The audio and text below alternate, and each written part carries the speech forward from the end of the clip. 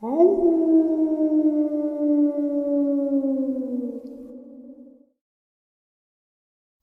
and salutations, everyone. I hope everyone is still doing well, and welcome to tonight's second bonus. Tonight's second bonus is full of information from a person who witnessed firsthand atrocities created and done to humans by demonic creatures or entities we call aliens. Before we jump into it, a couple quick links. As many of you know, I rely on Patreon, PayPal, channel membership, and the merch to help the channel to continue to grow and go. Links to Patreon, PayPal, and channel membership is in the description below. Merch displayed directly under the video. Also, Dogman Frightening Encounters, Volume 1 through 3, the audiobook versions. They were written and researched by Tom Lyons, narrated and produced by me, Jeff Nadolny. Those audiobooks are available on Audible, Amazon, and iTunes, links to which are also in the description as well. And finally, last but definitely not least, if you'd really like to help support this channel to continue to grow and go, simply subscribe. It does not cost a cent. Click that like button, takes half a second. If you don't want to miss out on any of the informative uploads that I put out daily, click that bell icon, and folks, please leave a comment and share the video. Why? Well, because these things really do help the channel to continue to grow and go. They definitely do matter, and they are appreciated. And with that, I have taken far too much of your time. Let's jump in to tonight's second bonus, shall we? Alright, so we're all aware of Dums and the Battle of Dulce, and all of the secrets hidden there. All of the strange connections, whether it be super soldier programs, alien life forms, etc. This is a forgotten interview by Thomas Edwin Costello. Approximately a year before he died or disappeared, we don't really know what happened to him. He was the Dulce base security officer. Question: when exactly was the upper human-occupied level of the Archuleta installation constructed? Answer: I heard Dulce was started in 1937 to 38 by Army engineers. Enlarged over the years, most recent work was completed in 65 to 66 to connect tunnels to Page, Arizona base, site of one of the older underground facilities. The Four Corner base is called Paraca. Most of the Native Americans living in the area were aware of that base and could tell us about the underground life forms that frequently are spotted near those communities, Bigfoot, etc. Question: by what means was the upper installations constructed? Are you familiar with the alleged developments made by the Rand Corporation of a highly efficient bore or mole machine capable of melting rock using nuclear-powered wolfram graphite-tipped drill cones? Answer: according to several senior maintenance workers, part of it was blasted by nuclear devices in the 60s. There are sections, like the shuttle tunnels, that were formed by an advanced tunneling machine that leaves the tunnel walls smooth. The finished walls of those tubes resembled polished black glass. Really quick, I find it interesting that the Q&A between the questioner and Mr. Costello, within the first two questions, cryptids are brought up, Bigfoot, and etc., meaning other humanoid cryptids. And this is not a Q&A about cryptids. This is about Dulce. And he clearly states that the Native Americans were well aware of Bigfoot and other humanoid cryptids using these caverns as possible homes or whatnot. I find it just very interesting that something that doesn't have anything to do with cryptids Boom, it's there. So there's one connection. There's going to be many more throughout this. Question, by whom was Dulce installation originally constructed? Answer, nature started the caverns. The Draco, reptilian humanoids, used the caverns and tunnels for centuries. Later, the Rand Corporation plans. It was enlarged repeatedly. The original caverns included ice caves and sulfur springs that the aliens found perfect for their needs. The Dulce caverns rival Carlsbad caverns in size, which Carlsbad caverns are the largest and deepest in the world, and some of the Carlsbad has yet to be explored still. Question, what exactly are the cattle and human organs such as blood, anal tissue, eyes, reproductive organs, tongues, etc. used for? The organs obtained via cattle and human mutilations. Answered, read the so-called Dulce papers.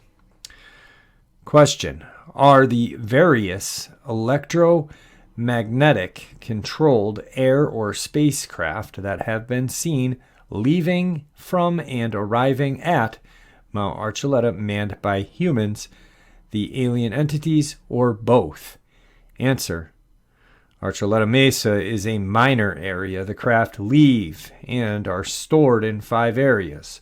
One is southeast of Dulce, one near Durango, Colorado, one at Teos, New Mexico, and the main fleet is stored at Los Alamos. Question, others have suggested that some of the entities below Dulce are not of extraterrestrial origin, and that they are actually descended from saurian or reptoid beings, such as the Velociraptor or Stenochosaurus equus, a serpentine race or races similar to that hinted at in the 3rd chapter of the book of Genesis. Answer, yes, some reptoids are native to this planet. The ruling caste of aliens are reptilian. The beige or white beings are called Draco. The other reptilian beings are green and some are brown. They were an ancient race on Earth living underground. It may have been one of the draconian beings that tempted Eve in the Garden of Eden. Reptoids rightly consider themselves native Terrians. Perhaps they are the ones we call the fallen angels. Maybe not. Either way, we are considered the squatters on Earth. Question. Some have suggested that the so-called underground ET bases and tunnels may, for a large part, be literally thousands of years old constructions of a antediluvian race which attained to a considerable level of scientific complexity and who were destroyed by a divinely cataclysm which took place after they attempted to merge their science with occult supernatural forces. For instance, some have suggested that the Bermuda Triangle phenomena may be a result of the out-of-control Atlantean experiment that led to a space-time disaster which produced an electromagnetic fallout in the triangle area and elsewhere after they had accidentally lost power forces and energies into the world that they knew very little about. Do your observations tend to confirm or refute such a possibility?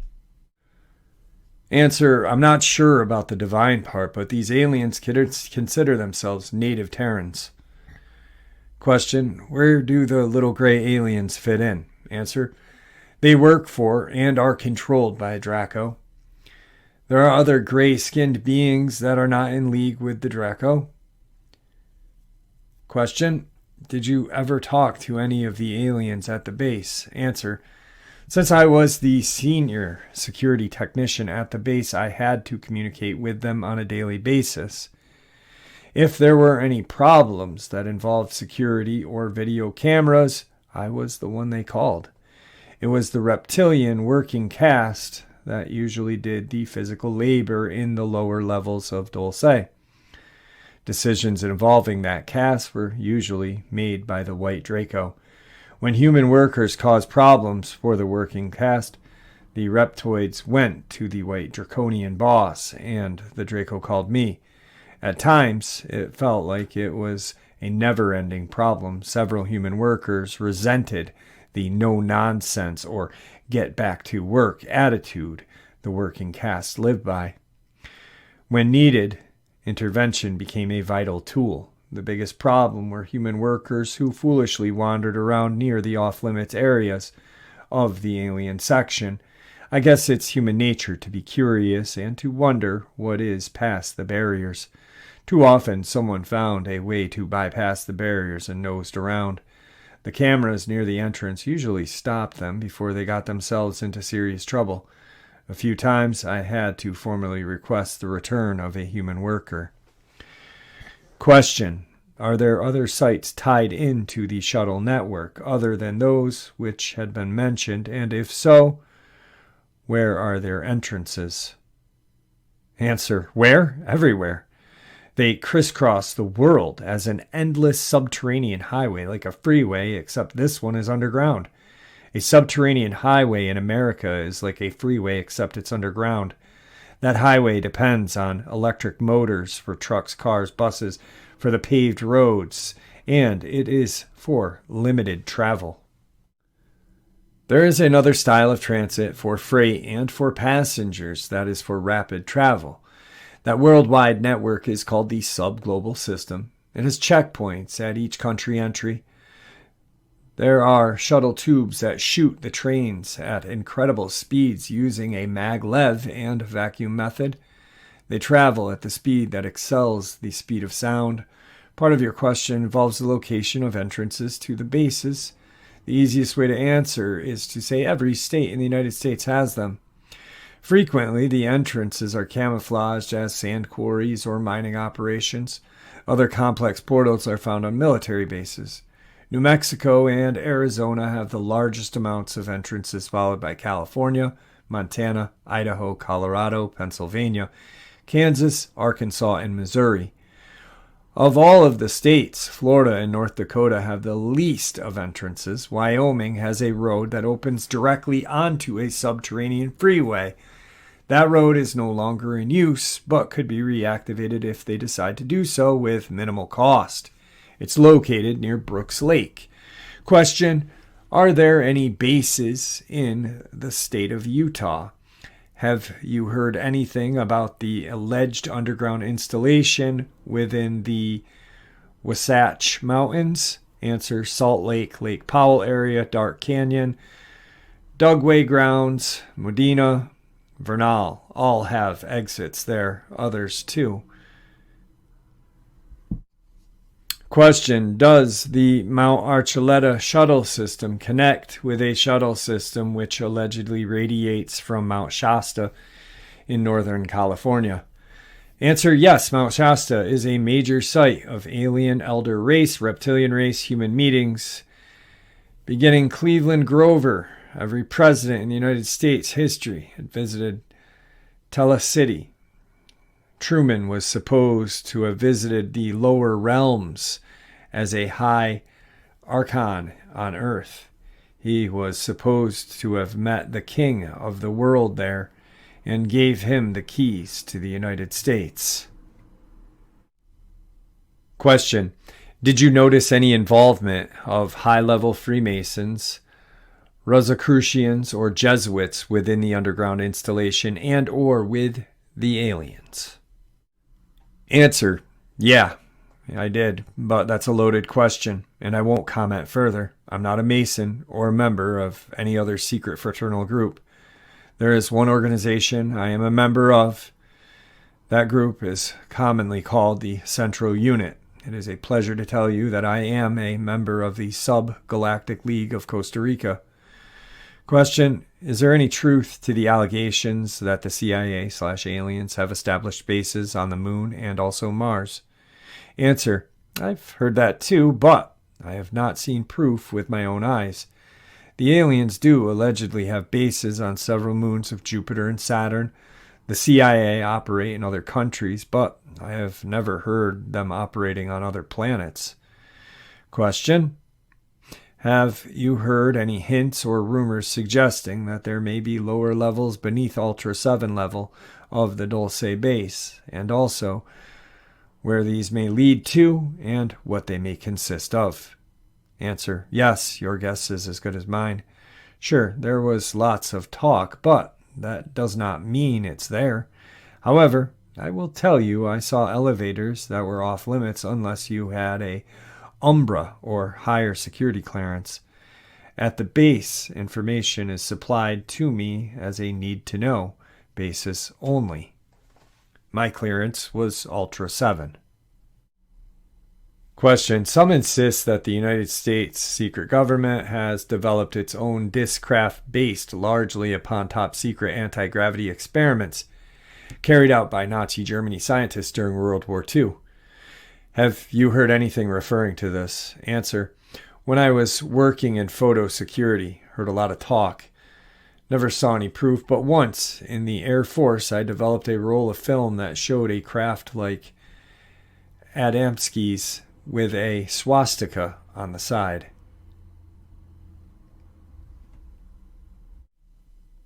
Question: Tom, did you have access to alien craft? Were you ever inside of them? Answer: yes, I frequently saw them in the garages. There are quite a few of them. The main fleet is stored under Los Alamos. Yes, I entered several crafts. There were two things that stick in my mind: an odd, spongy feeling to the floors, and an unusual pinkish-purple color of the lighting. The crew stated the floor becomes rigid in flight, and the purple tint of the lighting changes to a bright blue-white. The entire inside of the aircraft are scaled down in size when compared to the average human.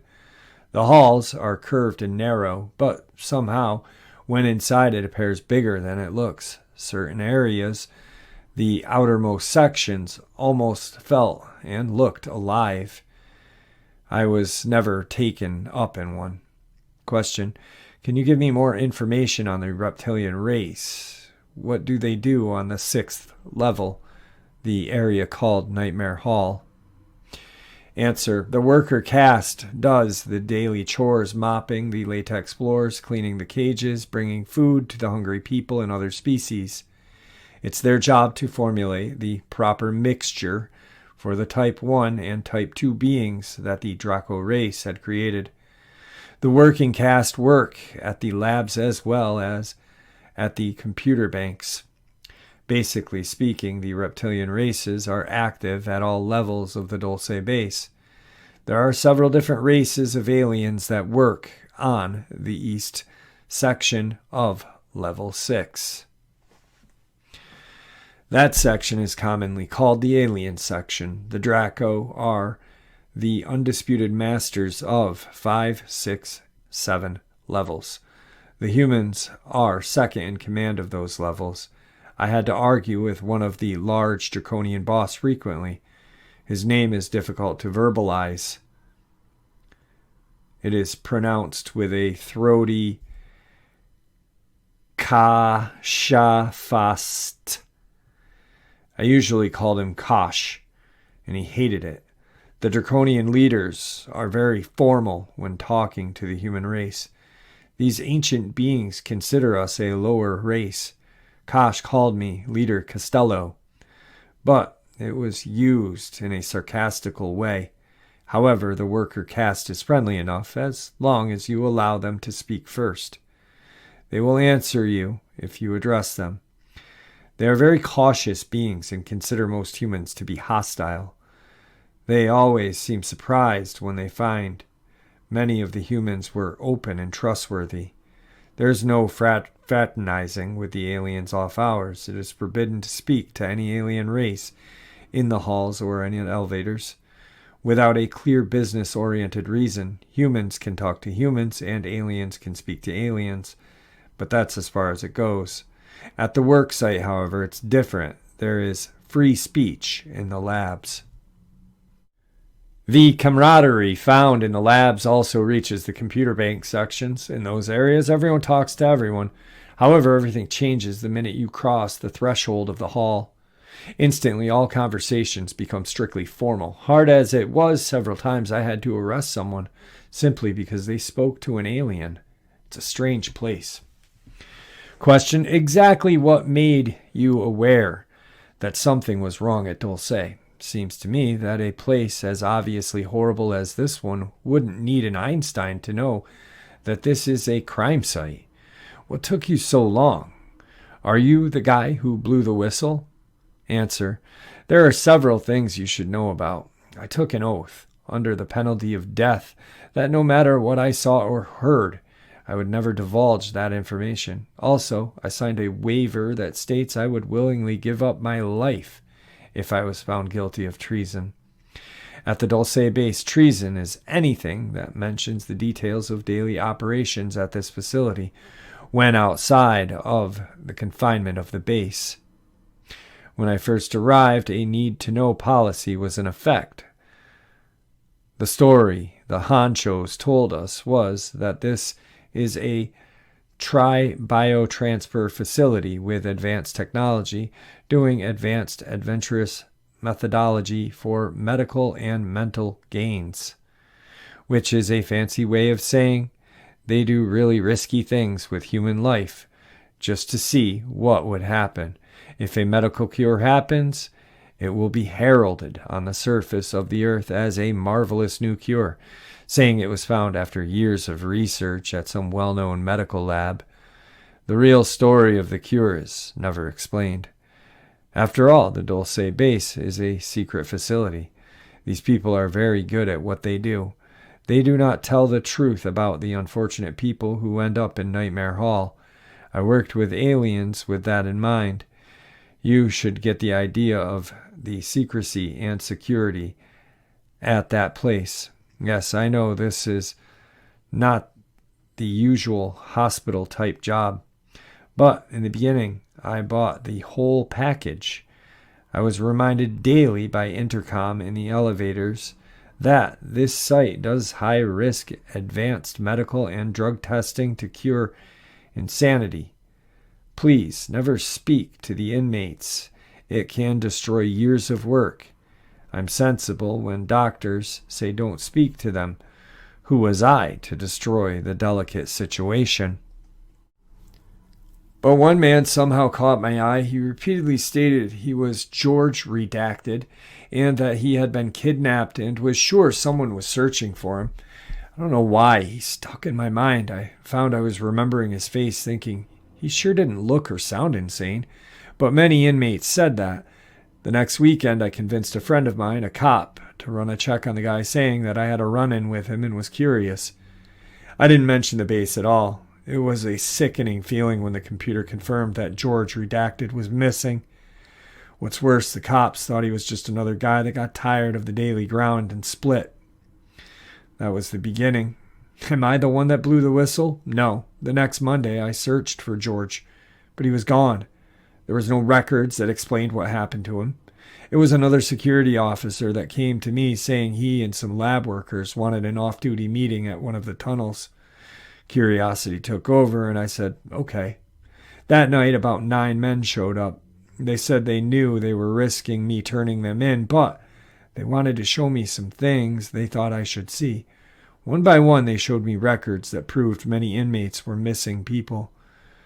There were newspaper clippings and even photos that they somehow smuggled into the base. They hoped to smuggle them back out without me turning them in to the honchos. I could see fear in their faces as they spoke. One man stated he would rather lose his life by trying than lose his soul by not doing anything at all. It was that remark that turned the tide. I told them about George and the things I had found out about him. After a few hours, we pledged to attempt to expose Dulce. Question: the name Nightmare Hall is descriptive, but surely there was a regular name. What was it called in the manuals? In the manuals, it was called the Vivarum.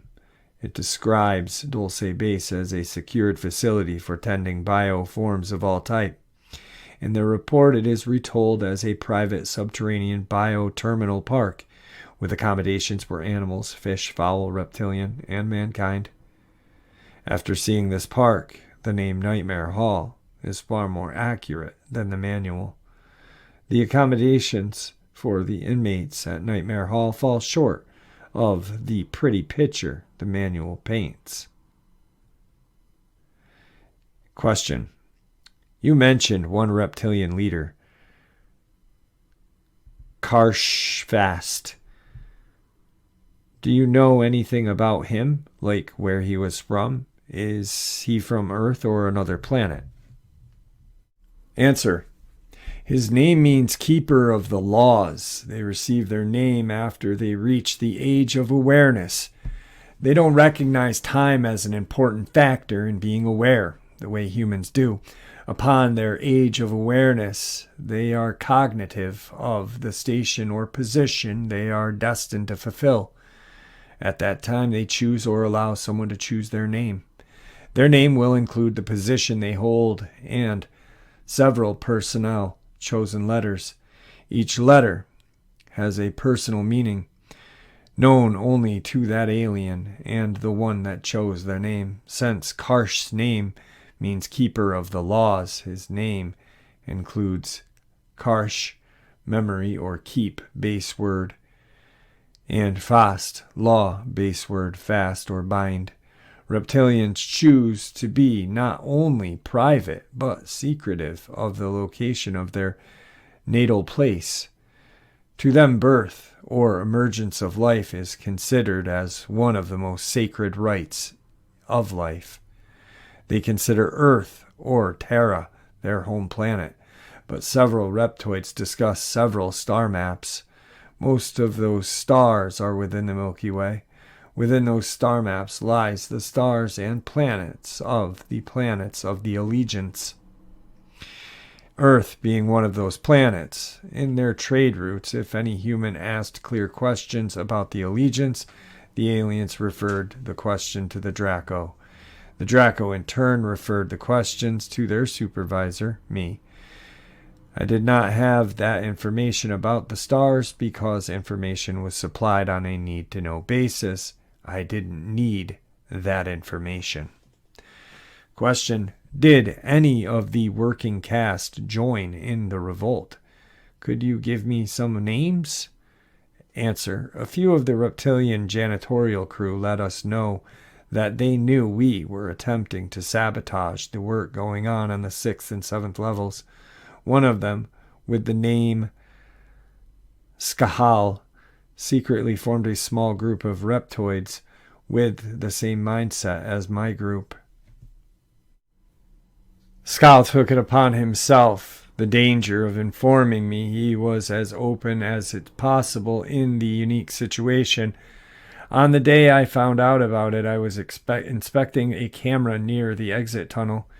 He approached, stooped down, seemingly scraping some non-existent dirt, and quietly said, "A few of us agreed that you are singular in your interest in missing human reports. If true, walk away, I'll reach you.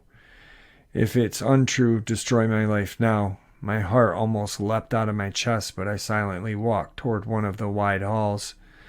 For the rest of my life, I'll remember those words.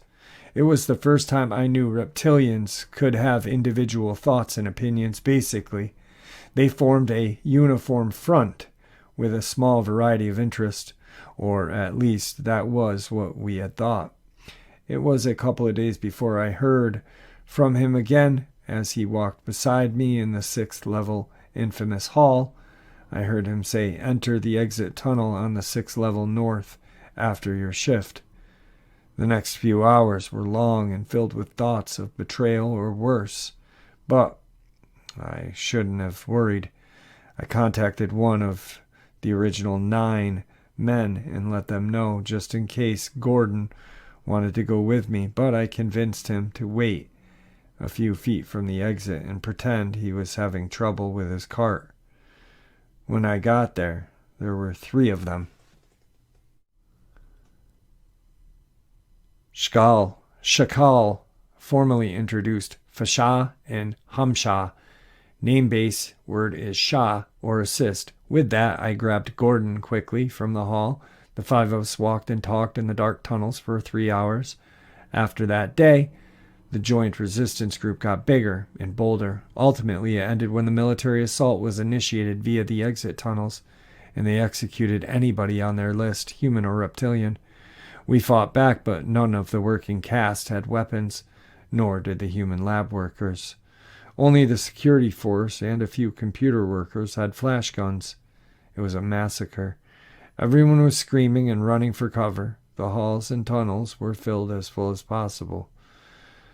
We believe it was the Delta Force that chose to hit at shift change, an effort that killed as many as named on their list. We to this day do not know who betrayed us. Gordon Henry ran beside me as we ran into the third-level exit tunnels, and when he died, when several bullets slammed into his back, I vaporized that assassin and kept running. And I'm still running. Gordon will be remembered.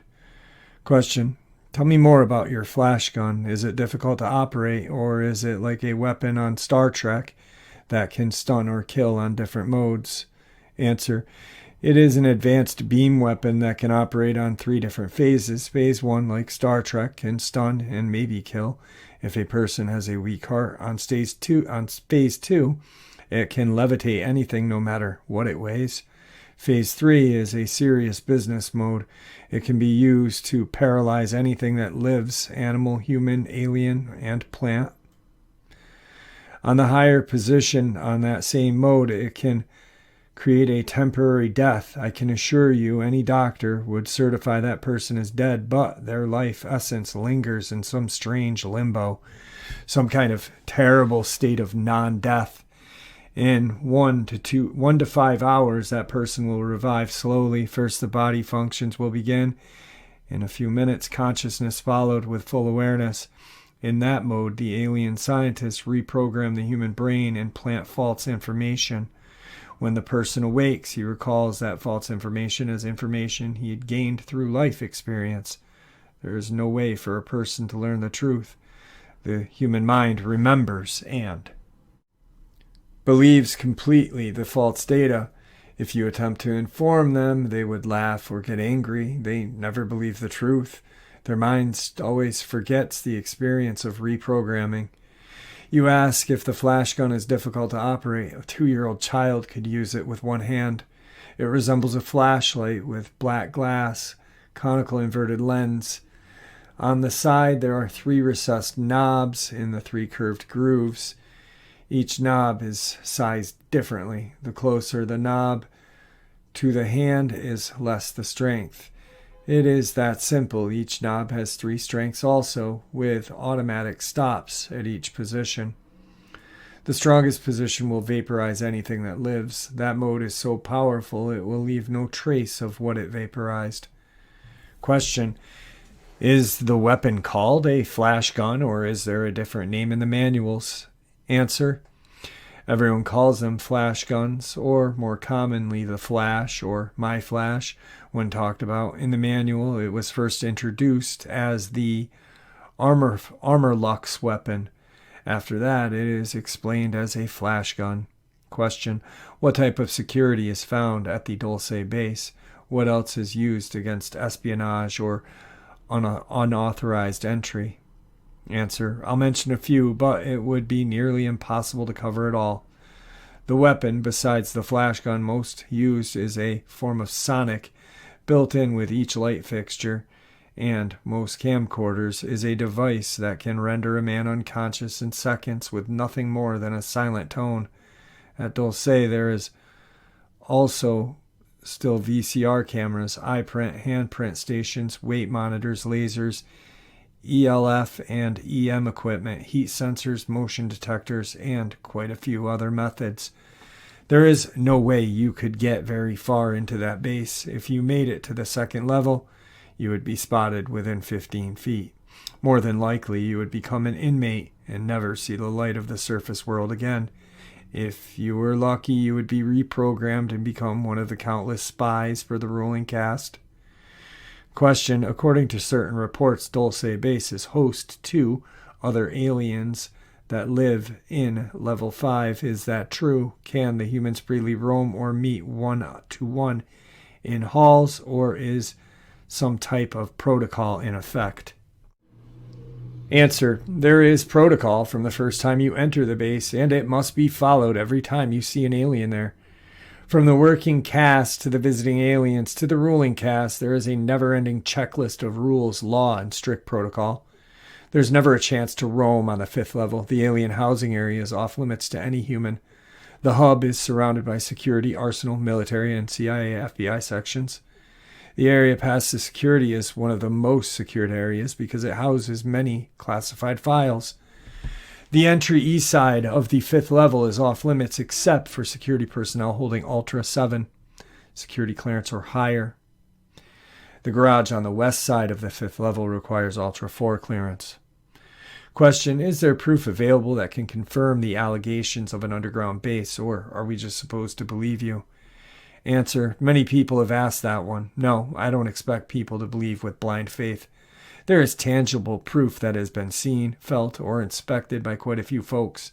I'm in no position to go on a lecture circuit to explain to every person on a one-on-one basis. I'm trying to stay alive. All I can do is state again that Dulce is a secret facility. They work hard to make sure nobody can find that place.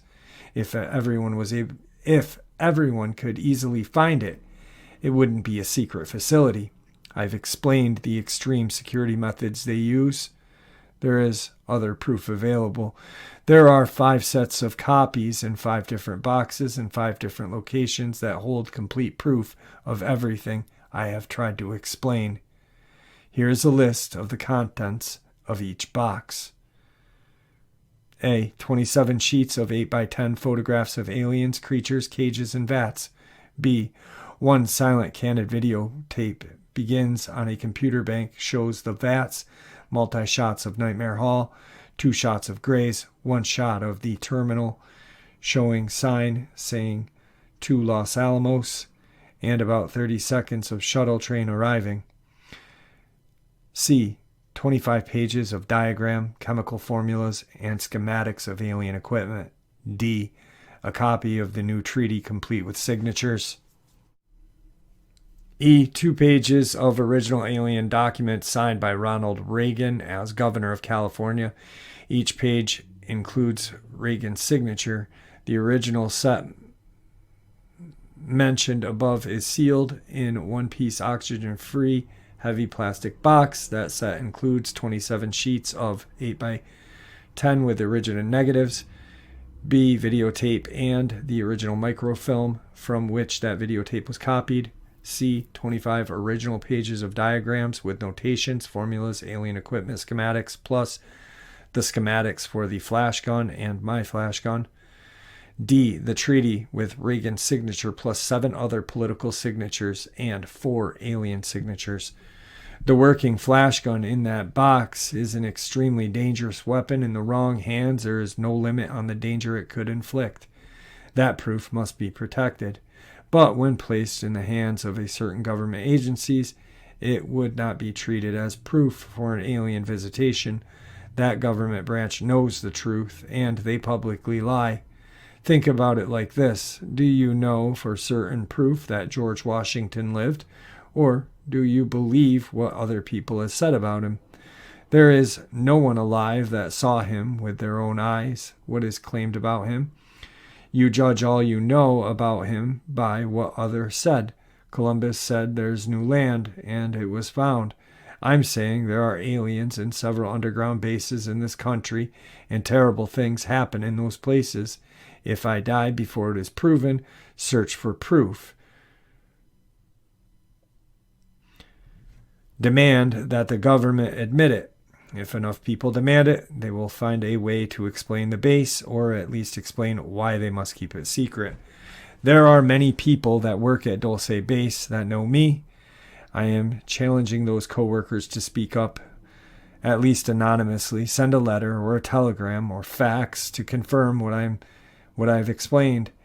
In the name of brave men, women, children, and aliens that died trying to let the public know what is going on at Dulce facility, expose that horrid place before thousands more innocent people are tortured and die unspeakable deaths. Question: what about the elevators? Do they drop from the surface to the 7th level in a couple of seconds? Do you know anything about them? Are they electrically lifted? Everywhere on the surface world, there are elevators made by Otis Elevator Company. Does that company make the elevators at Dulce? Answer: I failed to notice what brand was available in the elevators at the base. I could tell you that there is no elevator anywhere at Dulce that drops from the surface to the 7th level. The security blueprints show the levels are stepped down. Each level drops 1 floor only.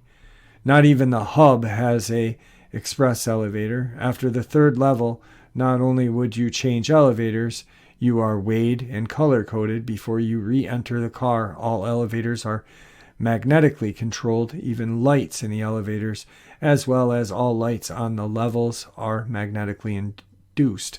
The light bulbs are not the type bought on the surface, but a totally different type of light system. The illumination found there is closer matched to the natural sunlight than any artificial light on the surface world. The shape of the elevators is unique. If you have seen a Tupperware sugar bowl, you could see the shape copied in the elevator, sort of like an open-ended oval with another half oval on each side. That elevator shaft matches the shape perfectly. The magnetic controls are in the half oval shape. If you could stand in or close to the half ovals, you would feel the slight pull of the power of those magnets. The motion is smooth and silent. There is a nearly unnoticed surge when the motion starts or stops. There is no cables needed because the lift is magnetic, not electric. Since there are no cables in the elevator cars, there is no chance of them falling. Question: I understand that certain groups of cleared individuals in the government are collaborating with alien groups. Is it known how many groups and what type they are working with? Answer: I don't know how many groups or what type they are working with. Question: a mysterious security man calling himself Agent Yellowfruit says he worked at Groom Lake, or Area 51. The security officer states he's been in contact with benevolent aliens at Groom Lake facility. Are you aware of such group? Answer: Yellowfruit is one of the slang names for yellow jacket or yellow flag that shows quarantine and caution in the labs. There are so many different slang names at Dulce Labs that meant quarantine that the workers published a booklet to show the meanings. At Dulce, Yellowfruit are the lab workers, so called for the yellow light outside of the decontamination chamber. Banana is the older workers, lemon are the new guys, so on. Question: is there an alien installation under Groom Lake or Papos Lake at the Nevada test site, and are they conducting biological research at these sites? Answer: most of that stuff at Groom facility deals with defense, but there is a large storage area in the tunnels that holds thousands of alien crafts. From what I've heard, the medical tests at Nevada test site are conducted by and for the Navy. Question: according to my sources, the aerospace companies have a secret underground installation in the Tehachapi Mountains, not far from Rosamond, near Edwards Air Force Base. Insiders refer to the Tehachapi installment as Ant Hill. They're experimenting with advanced technology such as anti-gravity discs. Some have seen basketball-sized floating orbs patrol the facility. Do you have any further information on this? Answer: the California mountains, Tehachapi, Chocolate, and Shasta, etc., all have alien security methods and equipment. The basketball-sized orbs are used for unmanned patrol. They are silent, but when photographing living beings, they make a humming sound. The glow that emits light is magnetic aura. This light is in the visible spectrum, 3,900 angstroms. You can see the light, but the light does not reflect off anything. Question: is there anything you can tell me about the moon, alien installations, atmosphere, United States bases? Answer: there is not much I can tell you. I wasn't in the lunar program. I heard there was a lot of equipment sent to the moon between 59 and 64 under Project Whiteout. Question: how do the aliens use magnetism? Do they use it as an energy source? Is there more we need to know about magnetism? Answer: the aliens use magnets for everything. They use magnets as a basic structure for their energy source. The more you learn about magnetics, the better. The human race calls them magnets. The aliens call them lodestar. They have been harvesting lodestars for centuries. Not only that, they want all the magnetic power on Earth. They intend to continue harvesting that power now and in the future. As long as we are only using magnetic power as an oddity, there is no problem. But in recent times, the human race has begun using magnetic power and finding more ways to utilize that commodity. There was a treaty made. In the original treaty, the human race, or those who supposedly represented the human race, if you could call them that, didn't mind at all. We consider magnets as hardly more than useless. As people searched for another source of power, we turned to magnets. The aliens wanted a new treaty. What could we offer? They chose land, underground mining rights, animals, and humans for new experiments. The general public never knew about the treaty. The Bavarian cultist heads of the world chose another treaty in 1933. This time, we got high-tech knowledge in exchange. So now, the more we use magnetics, the more they claim humans. The lands in the United States of America, we were sold in exchange for magnets. If you doubt it, look around. There are token companies that really utilize magnetic power, but are depending on electric-based or ceramic magnets, not lodestar, magnetic oxide, or iron-based magnets.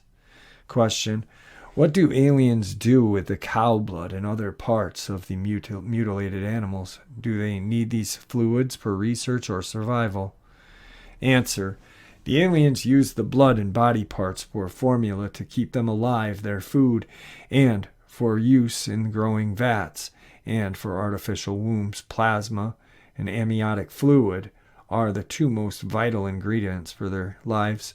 Also, the sap of some plants can keep them alive for months. Most of the plants are parasitic in nature, but red grapes and the orca plant can also be added to the formula to keep them alive if they have no regular formula. Question: female abductees report being intimidated by aliens. Are they trying to hybridize our species? Answer: yes. They are breeding slave warriors for an upcoming war with the alien race. The serpentine races in the orbit around Earth, Venus, and Mars. Abductees have reported that aliens can pass their bodies and that of the abductee through window glass. Is that a feat of magic achieved by advanced technology or psychic power? Answer: the aliens have mastered atomic matter. They can go through walls like we go through water. It's not magic, it's physics. We can learn to do the same thing. It has to do with controlling atoms at will. Question: are you in communication with benevolent aliens, or do you have contacts that are? If you are, can you tell us how we can communicate with their teams? Answer: I am not at liberty to discuss communications with any friendly alien life forms. I can tell you there is a friendly factor active in Costa Rica. I am in direct communication with that factor. I am an active member of the Subgalactic League of Costa Rica. This organization, using a small satellite dish, a television set, and ham radio equipment, reached this factor. I might suggest that by using similar equipment and a low band frequency, you may reach that same factor. Question: do you stay in the United States or do you live abroad? Do you work now? I know you have been on the run for several years. Answer: yeah, quite a few years. I visit the United States, but it's really dangerous when I do. I lived in several countries. I spent a few years in Mexico working as a merc soldier. It's rough work, frequently living in the bush, eating whatever I can find. I spent time in South America fighting the drug cartel. I settled in Costa Rica, bought a small house in Lyman. Actually, it's a shanty that someone abandoned. I paid the equivalency of $11 to one of the local constables for the right to call it mine. My name changes when I think someone asks questions. I've worked in one of the underground bases near Panama border. It's in the mountains, not very far from a passive but active volcano. It's not fancy like Dulce, but the people are wonderful. Question: what is the best city in Costa Rica for an American to visit and maybe move to live? Answer: none of them are worth anything by comparison, but I like Lyman. There is a real culture shock when you get past the tourist sections inside the urban areas. It's not so bad, but away from the beaten path and picture changes. There are no improvements in the shanties, no sewers, plumbing, or paved roads. But if you stay in the cities and you don't mind, the big difference in cultures, the countries have a lot to offer.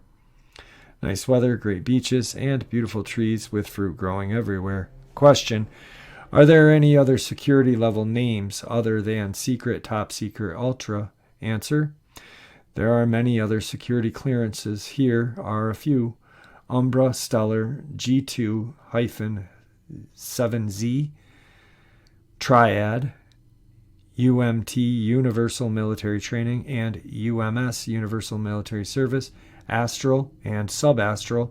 Umbra is higher than Ultra.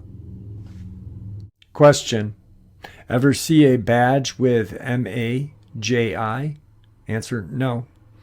Question: since you've lived in Spanish-speaking countries, it's obvious that you are bilingual. What other languages do you speak? Answer: other than English, the only other languages I speak are Spanish and Ushu, the common language alien spoken at Dulce. I speak Spanish fluently, and enough Ushu to keep myself out of trouble. Shortly after I transferred to Dulce, I took a crash course on Ushu.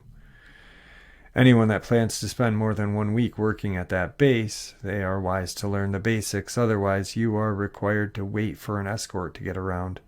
All the signs that are on the base are written universally recognized symbol language. Ushu is logical and easy to learn. Question: what are the eating habits of aliens? Are they carnivores? Answer: that depends whether they are one of the gray work caste, one of the reptilian worker caste, or one with a higher developed draconian leader. Also, the created beings, replicants, type 2 being, and one of the really strange genetic mixtures. I'll try and cover a little of each. The formula includes anatomic water, plasma, and several other body parts, raw, usually bovine. This nearly clear mixture is a texture of pureed peaches. And almost in that color. The grays make the attempt not to eat around humans because the odor of it is very unpleasant to any human. They can spend days or even weeks between feedings. The working caste of the reptilians eat meat, insects, and a large variety of plants, including vegetables and fruit.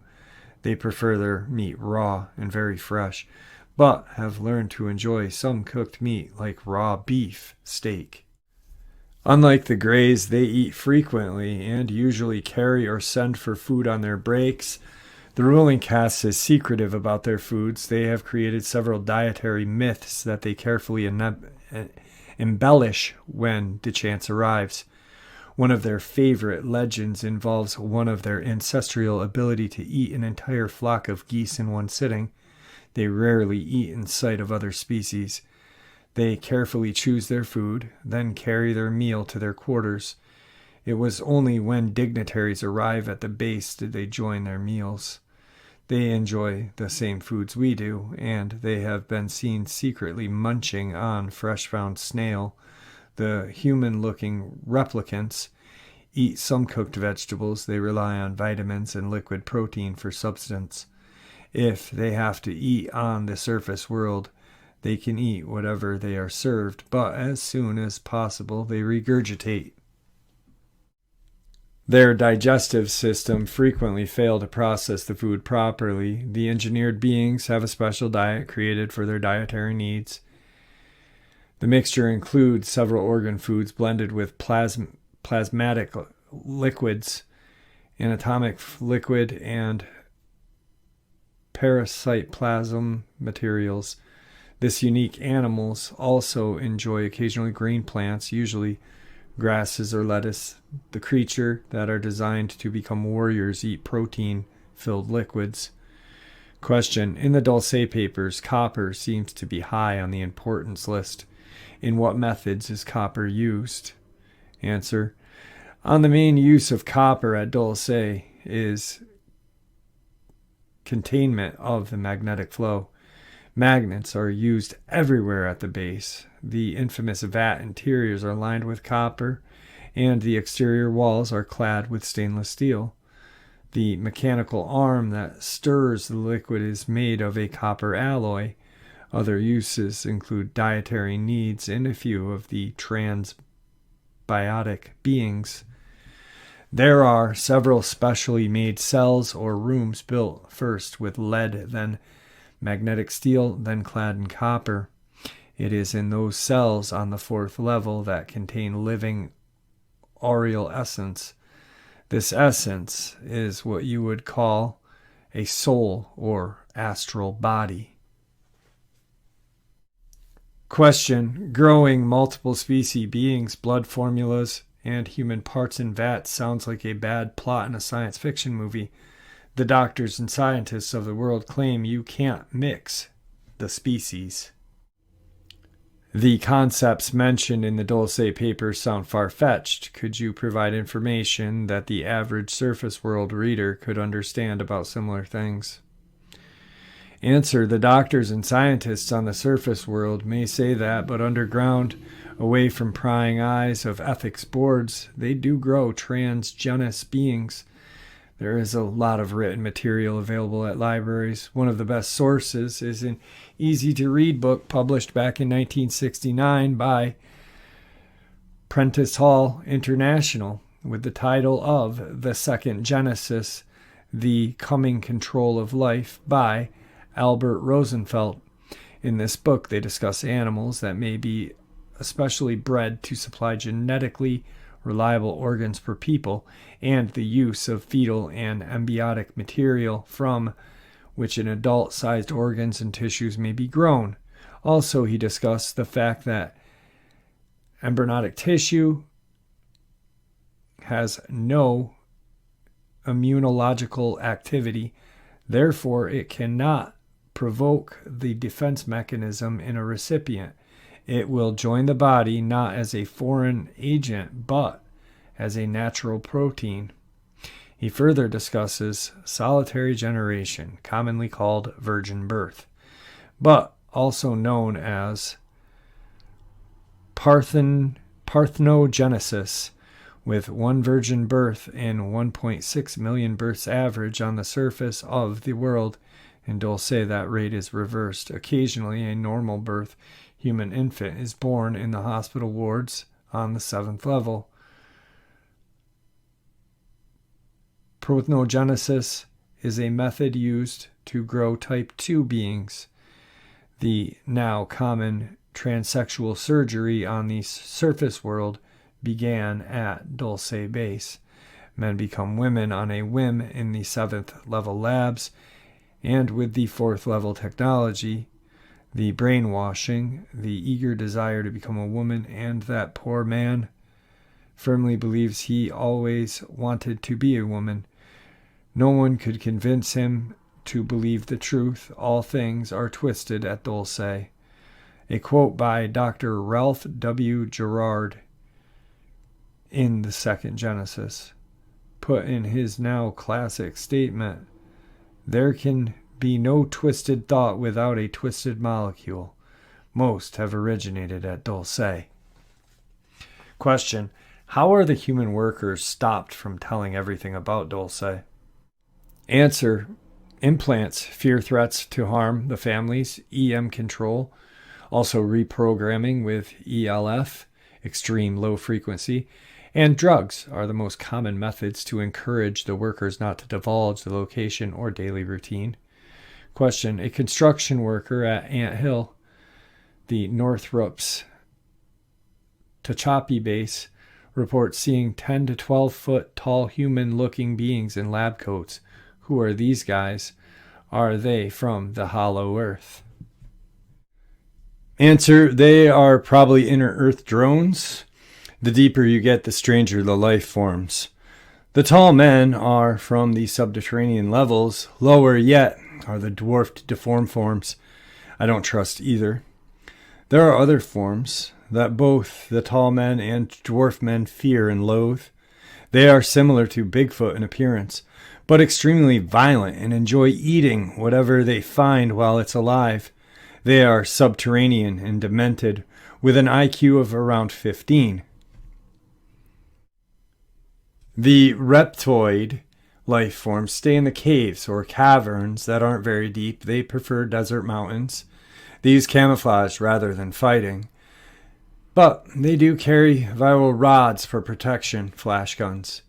They do have a symbol, not the hokey snake with wings that I keep seeing in the public. The Reptoids use a dragon with its tail in its mouth, with 7 pointed stars in the middle. Question: there have been reports of Delta Force having black vans with no tires that hover over the ground. How much are we, the USA, already interworking with alien cultures? I haven't seen any black vans you mentioned. We are totally submerged with alien cultures. Very little of the original human culture has survived. Question: how can we, the public, go after or expose an alien culture which is covert and hidden? Answer: go for the best shot. That means go for the Reptoid. They stay near the surface. They choose to try to hide or avoid contact. They are soldiers doing a job, and usually there are 2 or 3 at each job site. They are manning the remote post. They are not to bother any humans unless they are endangering the post. Most of them are not hostile and won't kidnap you. They may blast you with their stun gun and may paralyze you. You won't remember the flash for an hour or 2 and cause confusion and mild fear. It could cause you to black out for a while. It is their way to escape and buy time to hide any visible equipment. If you know any areas with repeated reptilian sightings, then that is a place for you to look. They are fearsome to meet face to face, and their voices are harsh and whispery with heavy S's. But most of them understand English and several other languages. Where something with a reptile, not something violent like St. George killing a dragon, in sight. If you see one, keep your hands open, palms forward, arms down. That is a non-aggressive approach. Don't raise your arms unless told to. Don't carry anything in your hands or arms. If he doesn't run, walk slowly toward him. Let him speak first. They consider humans repulsive and hostile and threatening, with good reason. Don't try to offer him anything. Don't touch him or anything of his. If he hisses at you, back up a couple of feet, but don't look away. It simply means he finds you smelly. Don't try to overpower him. He is stronger than 10 to 12 men. Usually, if he hasn't run so far, he is curious and wants to talk. Fight your fear and your thoughts of panic.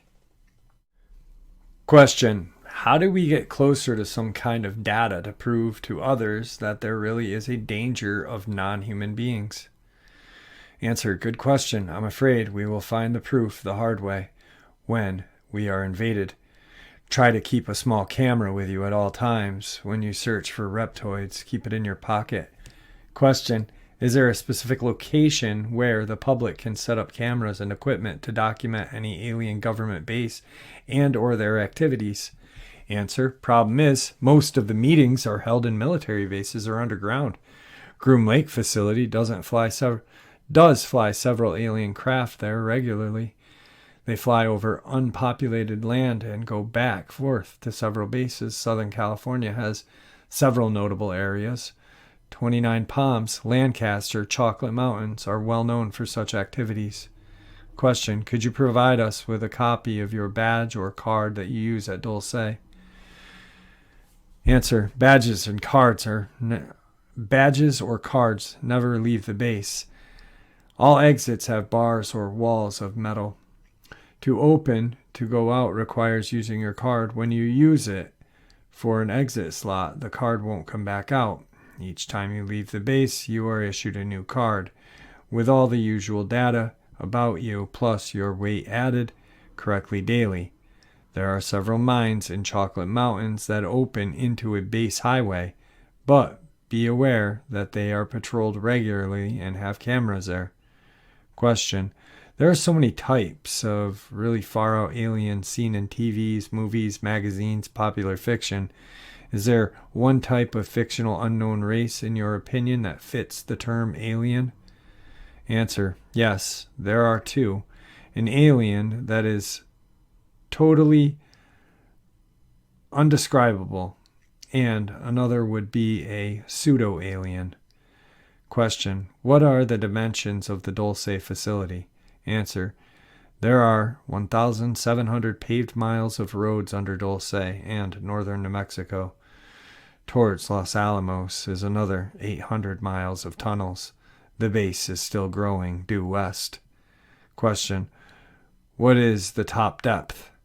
Answer: the first level starts 200 feet from the surface. Each level has a ceiling of 7 feet.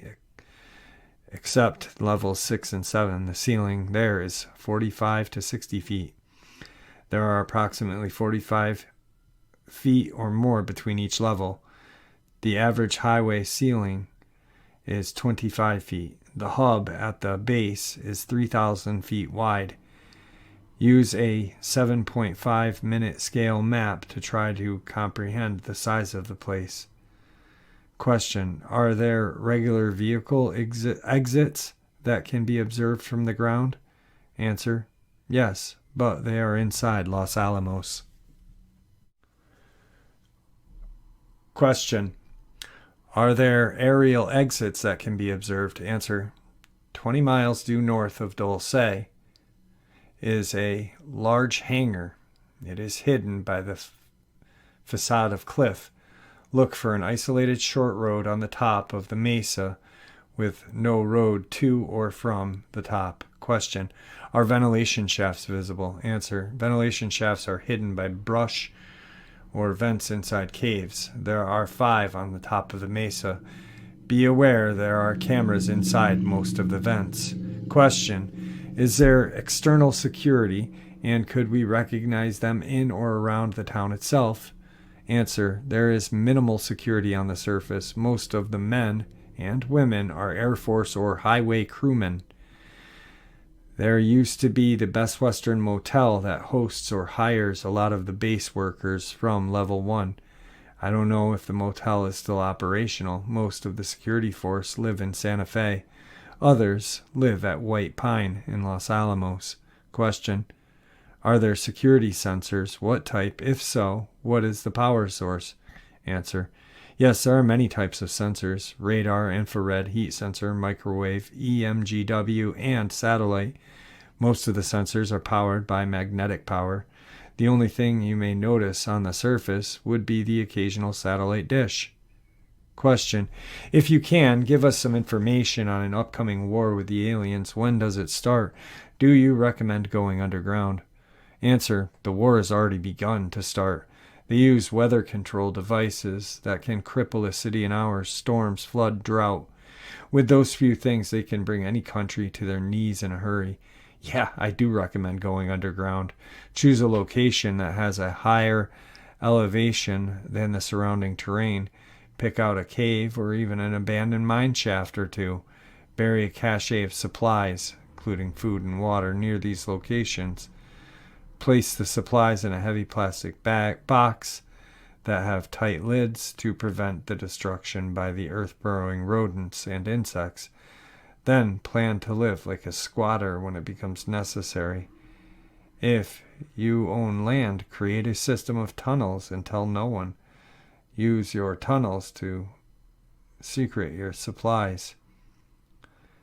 And plan to live in those corridors when you must. Question: what about the reptilian ships that are in orbit around the equator? Are they cloaked? They are not cloaked the way you may think. It's more like nobody is learning to see, even though they are in plain sight. Like a mailman becomes invisible because you are so used to seeing them, you never notice he's alive. One of the favorite methods of covert activities is to hide their operation in such an obvious way that no one would suspect it was covert. Questions: what are grays susceptible to? Answer: grays are photosensitive. Any bright lights hurts their eyes. They avoid sunlight, travel at night. Camera flashes cause them to back up. They could be used as a weapon against them, but they recover quickly.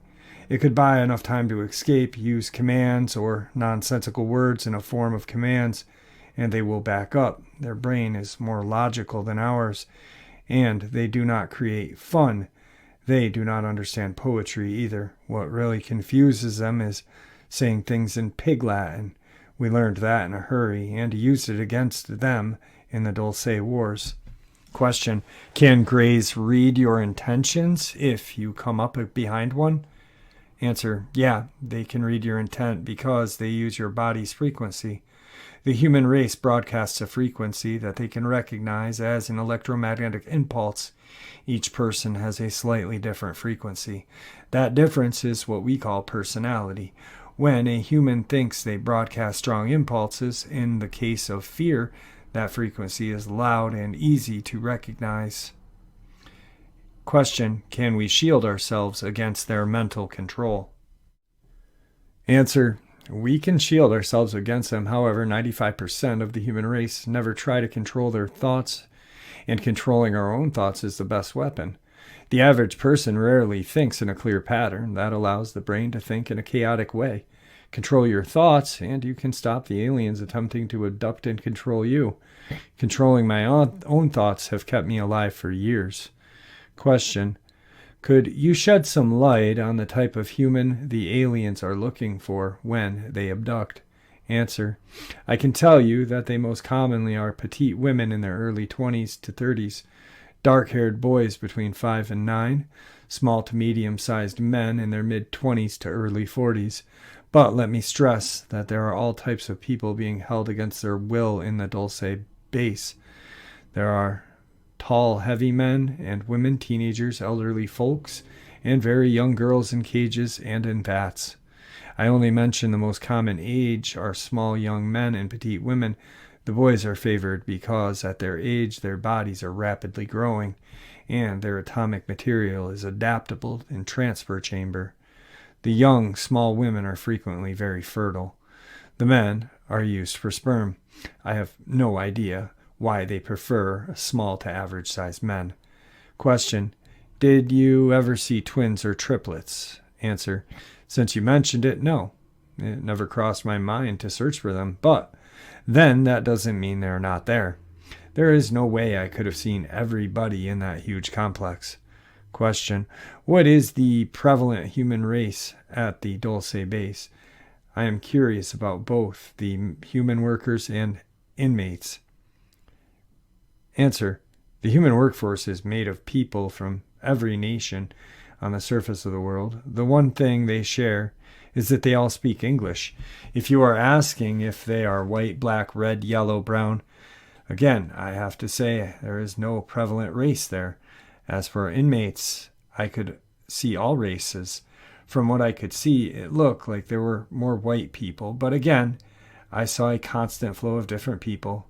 Many, I think, were only there for a few hours. Question: please explain the method they use to identify each inmate. Answer: no one has a name. When first brought to the facility, they were issued one large number. Usually that code is a mixture of numbers and letters. They show the place, how, and by who, followed by the time, age, sex, and finally a personal number, maybe their social security number. For example, it may look like this: NVLV -00A-00700 P00 dot dot 00 dot dot 00 00 M 000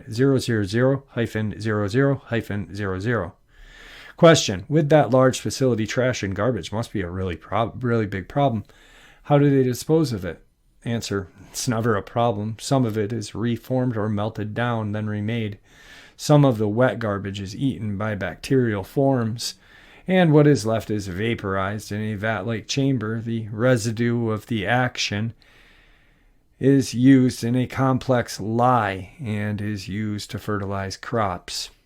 Question: where's your family? Not just your wife and son, but parents and siblings. Answer: Kathy and Eric are still missing. My parents died in a car crash when I was in my teens. I have one brother. If he is alive, I suspect he is inside an underground base somewhere. I haven't heard from him in several years. Please pray for them, please. Question: what is your birth date and where are you from? April 23rd, 1941. Glen Ellen, Illinois.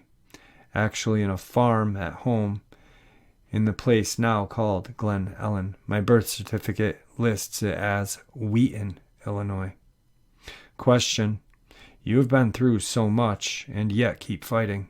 What is your biggest fear? Answer: that the general public will forget the trapped innocent people in the despicable place and will ignore the hundreds of children, women, and men added to that place every month. And that, my friends, is, I believe, the last public interview that Thomas Edwin Costello ever made. And there you have it, folks. I hope you all enjoyed tonight's second bonus as much as I enjoyed sharing it with you. I'd like to thank you all for supporting the channel. After all, it is your support that helps the channel to continue to grow and go, and what gives us all a place and a chance to share our experiences and theories judgment-free. Everyone is simply treated with the respect that we deserve. Please, everyone, stay safe, happy, healthy, and ever vigilant, keeping an eye on our children, pets, family, and our friends. These creatures are real. These events, well, they've happened. Share this information with those you love and care about, and it may just help save their lives someday.